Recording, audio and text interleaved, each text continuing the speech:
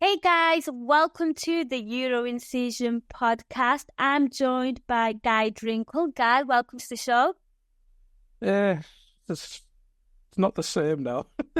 Guy, is this our last Incision podcast? And should we just call it out and say Madrid will win the next one? Well, that's true. Genuinely, it's like, PSG were Real Madrid are going to win. Maybe the bother. Yeah, might as well. Let's just skip to May or June, or whenever the final is, and just go, well, Madrid have been battered by Bayern Munich in the final and won 1-0. Which, is not that it won't surprise you, would it? Let's be honest. But Guy, I sensed the sadness and frustration in your voice, and I am pretty much of the same. It's been a couple of days now. Liverpool are out of the Champions League. PSG, I think, deserved winners over the two leg. I know people think that Liverpool were the better team at Anfield. A lot of people have said that on social media. I didn't really see it, Guy. That's just personally my take. I thought Liverpool were good in small bursts at Anfield. Yeah, it's weird. I thought we were the better side overall in the 90 minutes, but when we were bad, we were really bad. Which is because the first 10 minutes we were really good. Then for the next part of the first half, they were the better team, but their only chance was the goal, really, which was more us messing up than them. Yes. And then we had all the chances after that. I mean, they had a couple, like Kvaratskhelia tried some wonderful shots. But in terms of clear-cut chances, I mean, there was the Dom one cleared off the line, the Salah one cleared off the line. We had that offside goal, didn't we? Mm-hmm. Diaz, a couple opportunities where he decided to pass for no good reason instead of shooting.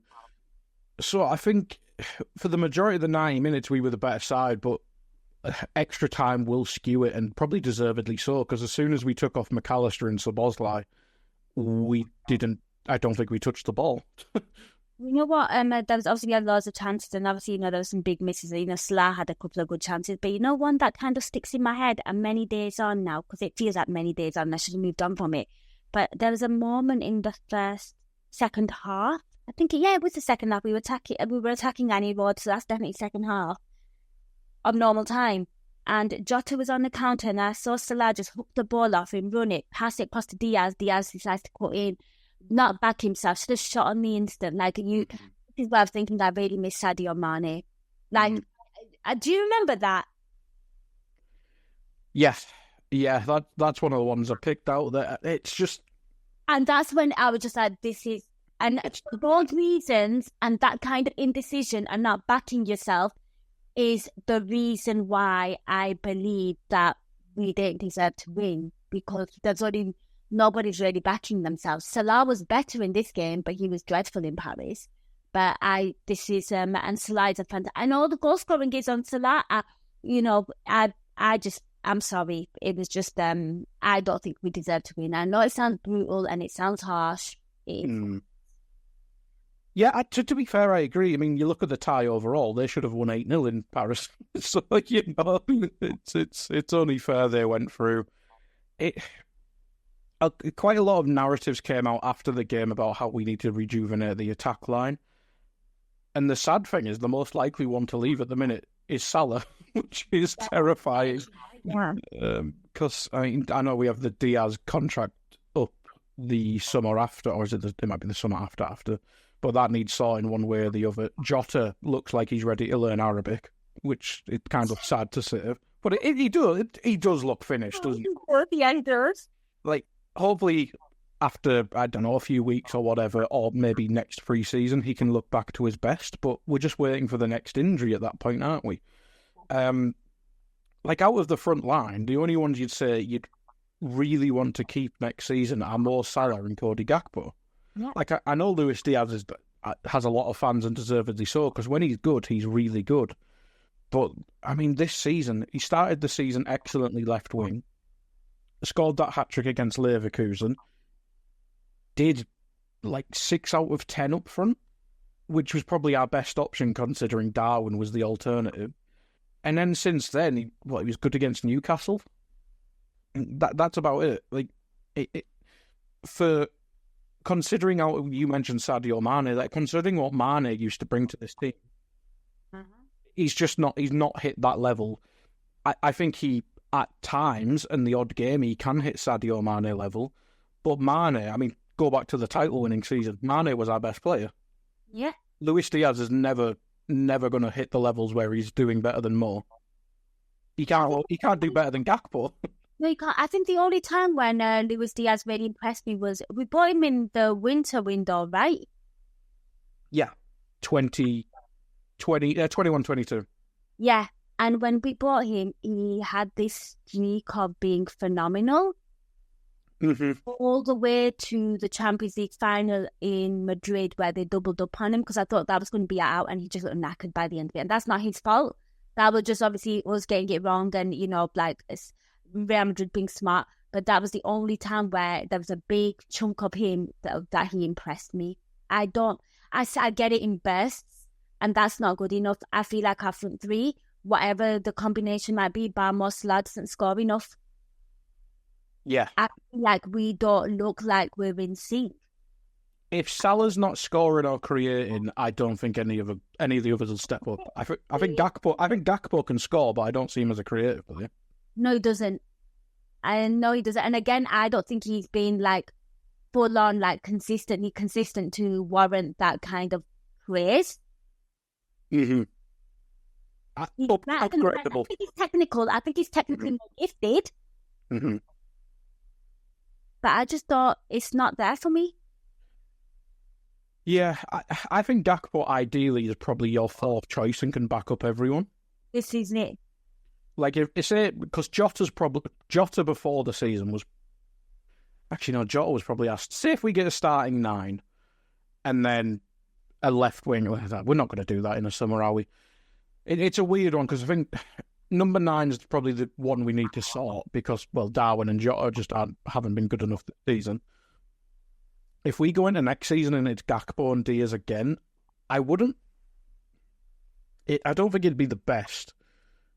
It's a weird. Like I think Gakpo you can win. Well, we have won the league. We are going to win the league with Gakpo being our main left winger. But can we win the Champions League with them two being our left wingers? I'm not sure because you look, Usman, the team we just played.